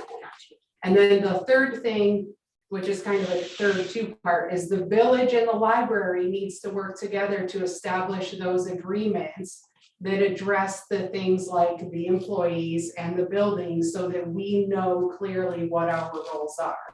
Gotcha. Okay. Building and employees you're stating. Correct. Yeah. Yes. So the employees get complicated largely because of benefits. So if the library employees are receiving benefits from the municipality, in order to do that, the insurance companies require that everybody is a municipal employee. So that makes the library employees municipal employees, village employees. But in order for the library to function, Unless, again, the library board wants the village to hire and fire and all of that, which, in some libraries they do. But if the library board wants to manage the library employees, and Bob as the library director wants to, manage the library employees, including hiring, firing, then if the employees are going to continue to receive benefits through the village, then the best way to handle that would be to have, again, like a library law attorney, to draft an agreement that effectively says, okay, we're going to pay for the benefits out of the library budget. We're going to, pay for the actual cost of the benefits. And then the municipality is going to lease the employees back to us and give us the control over the employees. So again, this is something that is not uncommon across the state, and I'd be happy to send a sample. So you're saying that under that arrangement, under an agreement where we are village employees, we are, however we're paying for it, the library is paying it for it, let's say through that appropriation from the village. Right. Paying it back to the village. So we are village employees, but we would have an agreement written up by that library law attorney that we're going to hire. Right. That says the library board has control over personnel policies. Right, hiring, firing, right. And then it's clear who the employer is. And then your employees can still get benefits from the village. Now, if the library wants the village to be the employer, that can happen if that's what the board wants. But generally, best practice and intent of the statute would suggest that the library should be the employer. The library board should be the employer. Because if we're the employer too, so then they would follow our policies. They would be the same as if we were hiring Brandon's position or whatever. Sorry to pick on you, Brandon. You're just reading. I'm sorry, I'm confused. I mean, because I think what she just said was that you would lease. With the agreement, but the way, what I'm saying is the way it's set up right now, Correct. you are village employees, Correct. so you would be subject to our policies Correct. and procedures for hiring and personnel. Right. So so that would be something else we have to do. Investigate the millage, work on an agreement for employment, and work on an agreement for the village. So it's ... I mean, I make it like it's going to be easy, but I mean, those are essentially the three things. Would it also be as part of the bullet point? As part of the bullet point, Bob? So we've got the no commingling, figuring out the millage statutorily, making the agreements. But wouldn't one of the bullets also be where you would be talking to the other municipalities regarding Riga, Palmyra? Well, would that be part of that process? I think initially, I thought we're just talking about correcting the structural anomaly where everything's commingled. And so the commingling, Yes. the employment agreement, because right now that's messed up. Right. Because, okay, and well, even the building is not necessarily, I think those are the two main things. Then I'm not even sure the building would come in. Just needs to be formalized. It just needs to be formalized. It needs to be formalized. There's It needs to nothing be in writing formalized. about what the All right. relationship is All right. between the So- library and the village. Right, okay, I agree with you, that's fine. So those three are the big ones. Talking to the townships and all that Yes. would come when we decide what we want to do. I don't want to go talk to townships and say, I want 3/10 of the mill, and then come back and change my mind and say, no, I want a district library. You But see do what I'm you saying? Once we decide. I think I understand what you're saying, but don't you think that would behoove us to maybe open the door or explain for our finances as well, to say that I have talked to these other municipalities, they understand the concern, and I've asked for, let's do the easy number. I've asked for $5,000 for the year 2022. Right. I mean, would that also be part of the time order? In Well, order for our finances? That's I kind of mean, what it I'm could be, thinking. I'm just not sure that that's Again, I have to think about this. No, I don't expect you to give me an answer to say, yes, It just- when, that's good, that's what It seems counterproductive to, start off here when you're not sure where you're going. Well, I think very simply, it's asking them for some monies for using the use of the facilities.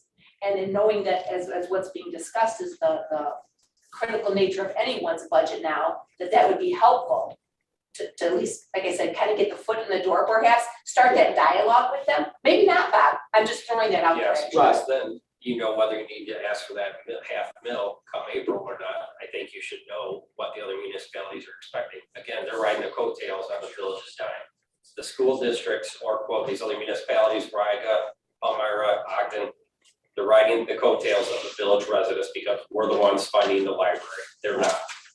And that should be one of the first things that you do is reiterate to them that they're getting the benefits. Well, For I think zero dollars. it's the library board that will make the decision, to tell you the truth, but. I understand, I'm talking just simply to you as the speaker right now, but to the board, that might be something that would be part of the plan, if you will. And understand that most townships, well, your fiscal year is October 1, I believe. Yes. Most townships run on a calendar year. So they're about to go into their 2023 budget discussions and budget analysis. So now's the time, or very soon is the time, if you're going to have those conversations for their budget year 2023, now's the time to start having those conversations with those constituent townships. I think it would just be helpful as also part of the trustees up here to knowing that a discussion has been held with them, again, looking for more monies and not just the Blissfield residents paying the entirety. Well, you are getting some money. It's pretty, it's not a lot. I It's understand. state aid and penal fines that were going to the county library when it existed, when we were part of the county library. And when we broke off, it came to us. In the early days, it was a substantial amount of money, but it has just been eaten away so that there's just not much left at all. I'm not opposed to asking the townships for money. Until we decided what the best route is, I'm concerned with going and saying, just like, if we ask Blissfield, say, for $500,000, let's say we can't do it without a ballot. And we say, okay, we're gonna put $500,000 on the ballot. And then we come back a year later and say, really what needs to. And so we just keep, if you just do that year after year, if you go to the township now and you say, can you give me $5,000? And then you go back and say, no, I forget the $5,000. What we want to do is be a district. What we need you to do is to sign on so that your township becomes that part of could our be part district of and that will go to a vote. Or that could be part of your discussion, is to say eventually down the road, let's just use it 2025, we would love to go on into this district library, but to say the funds are what funds are. I'm not sure how much money Blissfield is going to be able to meet our request. Would you consider, as we look down the road, again, using a simple number, $5,000 from your municipality, knowing that down the road, it may be more, and I will be needed to look perhaps the millage, but again, I keep repeating, you're getting that foot in the door, but it's also getting the opportunity to have that discussion with them until later, and starting something out with something smaller now, with the 5,000 versus That needs to be figured out by this So- time next year. Yes. Because, it has. yes, it has to be. It has to be figured out by this time next year because, again, we're talking about budget crunching. We're talking about how tight it is and we're Right. looking to you for other options. I was trying to make clear that districts are not easy. I mean, we could go, if that was the end game, $5,000 to townships, I could get a yes or no and up or down. And if they all said no, then they don't get library service anymore. Or they go and they find out that the problem is open up a whole another set of options for the townships as well. There are 3 district libraries in this county. 4, actually, Stair is also a district library. They could go to any one of them let's say, I think that what used to be the county library is now the Lenawee District Library. I think because they have such a geographic spread and so many people, they do what they do for 0.67 mil. And so if we go like that, I still say geography wins out. You know, people in Riga have to actually go past Blissfield to get to Lenawee County. But I just say it creates some risks that you might not And want to maybe, face. and I may not understand all of those risks, I'm just stating, I think you guys really need to consider that. I don't think that's a bad idea to talk to them because we're bringing our people into the loop. They are part of our people. They are part of our circle. kind of We like have a contract with them. When we were raising the water rates over here in Blissfield, Riga didn't know about till after the dang things happened. Yeah, You know what I'm saying? I don't want that same relationship to happen with your other municipalities when they find out after the fact. No, I don't know that, but I I understand. understand, but if you prep them now, and again, begin that discussion, I think that will be very helpful. Okay, so you guys got it. Okay, cool. So just so you know, Palmyra, is that how you say it? Palmyra. Pays $25,400 to Lenawee District in a millage. The portion's half. not covered by you In a guys. minute. Oh, what, right, that's Right. part of the district line. Right. So it would not be, it seems to me that if you approach the few, that you cover that are not paying that millage and say, look, the whole rest of your township is paying a millage for library service, maybe you guys need to pay something That is too. excellent information. Can they break that up, like school district wise, the part of Palmyra Township that goes to Blissfield schools would pay into ours, Yes. and the Correct. other That's part the way of it's the broken out. township. would Yes. have to pay to Yeah. that local district, whatever they Yeah. conversion. And we've got a That's little the way bit it less, should because we be, have a bit because less they're than gonna half use their- of the their total district. township, so we've got a little bit. Well, actually, population wise, we have a little less than half, so if they're getting, well, I don't know exactly what I know when they first started, I think, do you know what the millage rate is, Claire? Is that show? I do not. My information just gives me the amount of money that they paid the I library. think the original voted on millage for when the Lenawee District Library was established was 0.67 mil. So very, not much more of that half mil, but again, a huge geographic area and 50,000. So that, you can do a lot when you have that much potential revenue to work with. Bob, how long do you think you're gonna be before you can establish what you refer to as an end game? How long do you think before you and the board can work and research and develop that end game strategy? Do you think it's a 6-month, 8-month, 12-month process? What's your strategy? What's your gut feeling? Yeah, but then What's your gut feeling? deployment of that strategy would take longer, I think. Now, Oh, yeah, definitely. again, We're I'm talking talking- years. But just a I'm talking strategy from a itself. position of ignorance here. So I mean, this is what, I've never done this before. Okay. I don't know. I've tried to be prepared for this moment because I saw it coming. But I would need help, and that's why we have to hire an advocate who knows how to steer us through this. I want to do this right. Not just for me, but I've been here 16 years. I love this place. I love that library, and I want it done right. And I want your help. That's what I'm asking for. A commitment that you'll see us through this. You guys have been great. I mean,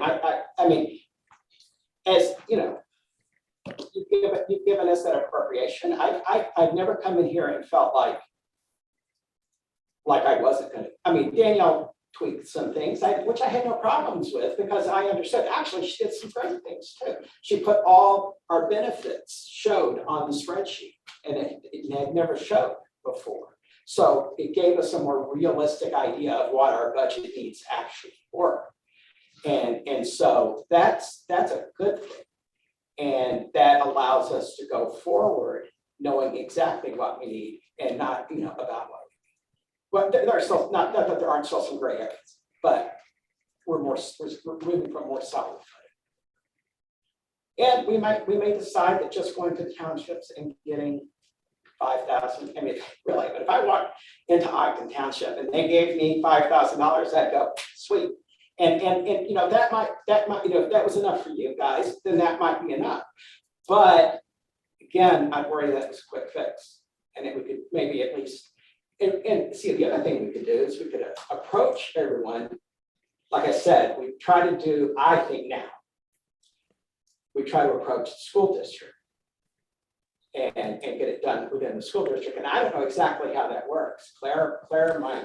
Yeah, you just need to make contact with the school board. And this again I would recommend that, again, if you have a library law attorney, they'll do this for you. I mean, if you tell them this is what we want, they'll talk to the various municipalities. I would suggest that you open the door and approach them first. But if they seem amenable and they're like, yeah, we'd be interested in a district, then the attorney can negotiate the district library agreement. And I really have to say that I've been at the Library of Michigan for over 6 years now, and more district library agreements get done more quickly than less quickly. Some of them may take a year because of a millage, but usually by the time they go for the millage, the district library agreement's already done and everybody has signed on to it and they already have a board.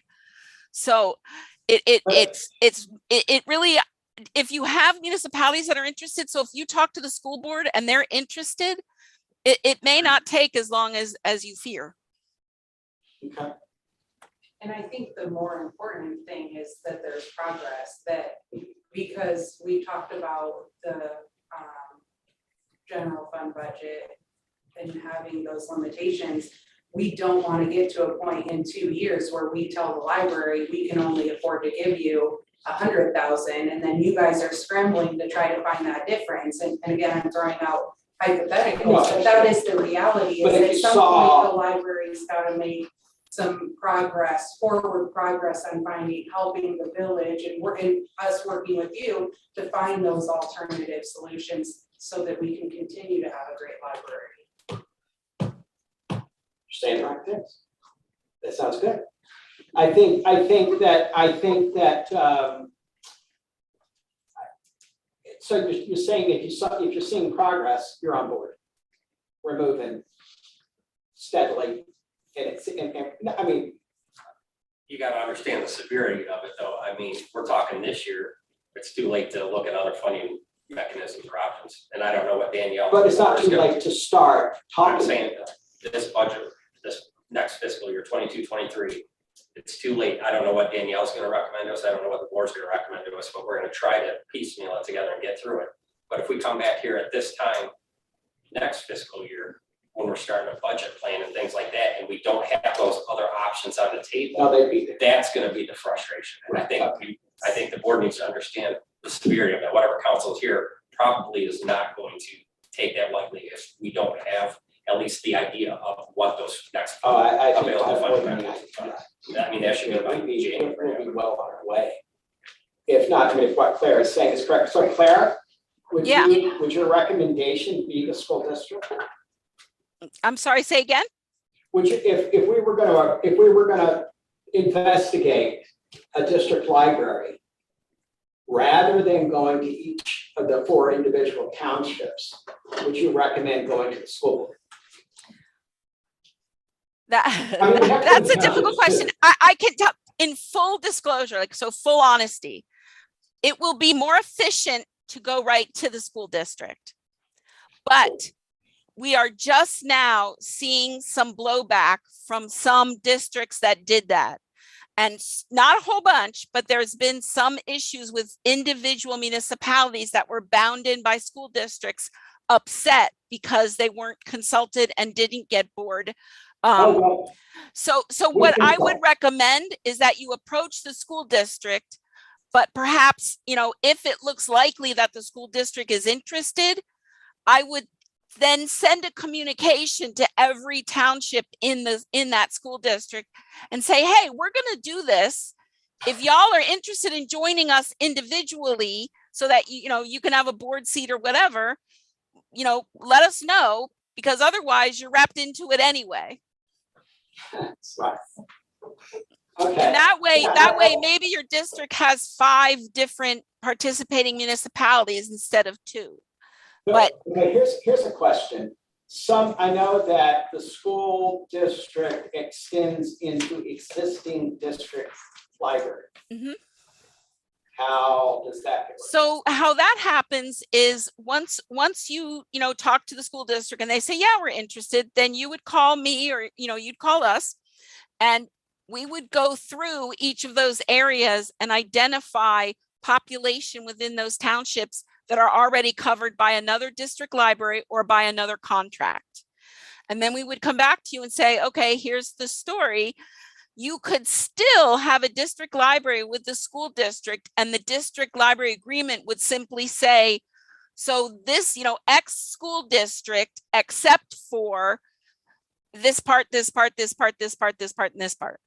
Okay. Because I know there's some in Rays and there's some in. Yep, it's no problem, done all the time. Okay. Exactly, so then rather that money that the Madison students in Palmyra Township, though Madison students are probably going to the Adrian District Library, we have, say, Rob Highway West or whatever, East or whatever, that come to Blissfield schools, we should get that percentage. So, sorry, Adrian District Library, but we're gonna take our fair share because our residents, our students utilize our district library. rather than- Well, that's just fair. Well, Across board. we can't Sorry, really but- take our fair share. Yes, exactly.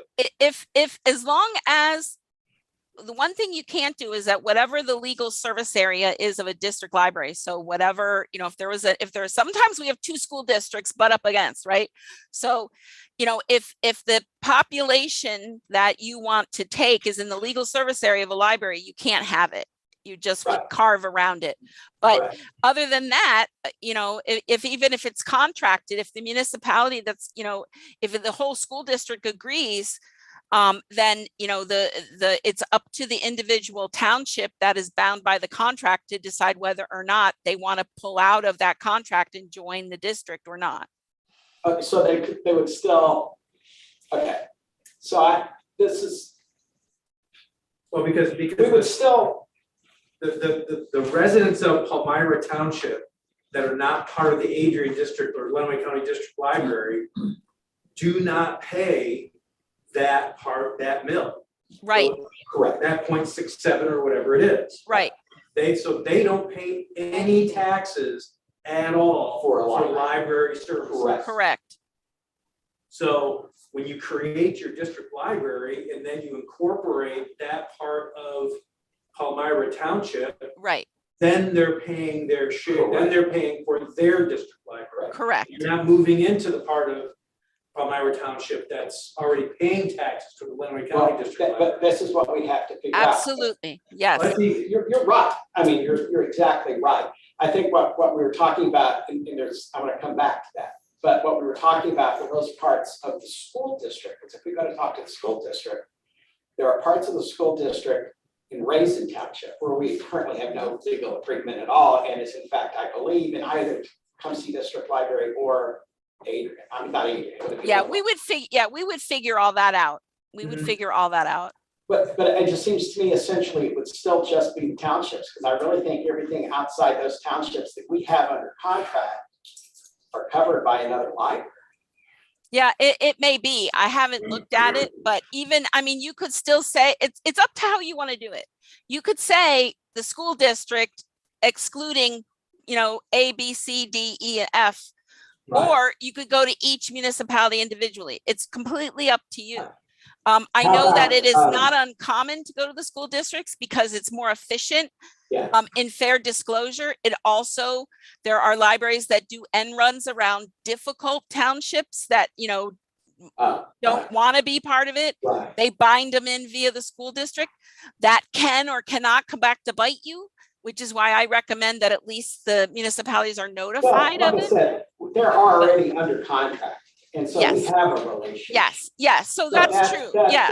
They would not, I don't think they would be, well, they Right. might be difficult simply because they don't feel like they have money, but they wouldn't be difficult. Right. In general. Well, and if there are other areas that are contracted and not in legal service areas, they may also want to be part of the district. Well, okay, but then what, if say we're gonna start a district library, and we have, let's use the Palmyra that we've been using as an example. And we say, okay, we go and we figure out to run this district library at or near the level that we're running this library now. I mean, we're not even talking about paying us more or anything else. We're just talking about keeping it pretty much just as we are now. And we need $1.5 million, right? And they're only paying 6.7 across the school district line, that imaginary line that's only on a map. Then what's to keep them from saying, hey, we'd like to be with the Lenawee District Library? Well, and right, and that's, again, that's the kind of the question of, do you just go to the school district and bind them in? Because once you bind them in, they can't leave. But again, that could come back and bite you. You know, you could end up with ill will, or, you know. Yeah. So, yeah, I mean, technically, they could terminate the contract and go with Lenawee if Lenawee, you know, they'd have to add to Lenawee. They wouldn't be able to just slide in. Lenawee would have to accept them, and they'd have to amend their district library agreement and stuff like that, because they're not part of the, you know, part of it right now. And so if we had these areas, you say that we would just have to point out or exclude it. Right. There's no way, like say we knew that these people in this area would rather be part of this library because it's their kid's school district. That can't happen without a vote of the entire other district, right? So I gotta, if you don't mind, I'm sorry to interrupt. So I think we're starting to get off track. These are the conversations that the library board needs to have so that you guys can figure out how to move forward. And I don't mean to cut you off at all. I'm just No, that's fine too. starting to get Somebody a little got asked. sleepy. But I think that moving forward, I do appreciate you guys coming again. I think this was a really good conversation to have. I know I learned a ton. I appreciate you being here, Claire, on Zoom, and for all of your help in answering my gazillion questions. And I will get that chart of accounts completed and send that over to you guys so that you can all make sure that your budget numbers go in there so that I don't mess any of your requests up, and we'll communicate and continue talking. And then when we have the council work sessions for the budget, we'll have that recommendation and have it within the budget so that they can see what that looks like and just start making progress and working on these things. And I think that's just, we want to do it the right way. And make sure we're all on the same page. So that was, I think, really the ultimate goal, and then figure out this funding moving forward. You guys, we know what needs to be formalized. We have a game plan. Discussion was held. That was good. Thank you. Thanks, board, for coming in. Thank you. Thank you for having me. Thanks, Claire. Thank you, guys. Meeting adjourned.